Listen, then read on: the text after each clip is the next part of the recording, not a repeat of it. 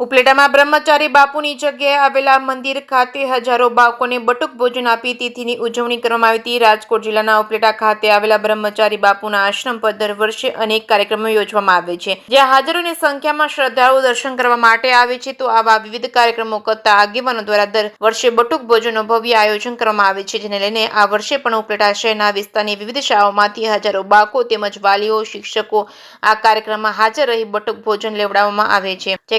સાથે અર્શી આહિર ઉપલેટા। પરંપરાગત રીતે દર વર્ષની જેમ 15 વર્ષ થયા જે રીતે બ્રહ્મચારી બાપુની જગ્યાની અંદરમાં બટુક ભોજન ચાલે છે એવી જ રીતે બટુક ભોજન ચાલુ રહેશે। આજરોજ બટુક ભોજન નિમિત્તે અહીંયા ઓછામાં ઓછા આખા ગામના 5,000 છોકરાઓ પ્રસાદી લેશે અને એની સાથે મોટાઓ પણ પ્રસાદી લેશે અને આ જ્યાં સુધી લોકોની ગામની બધાની બ્રહ્મચારી બાપુ જગ્યા ઉપર બધાનો આ છે હાથ ત્યાં સુધી આ ચાલુ જ રહેશે એવી અમે બધાને ભાઈ અપેક્ષા બધા પાસેથી રાખીએ।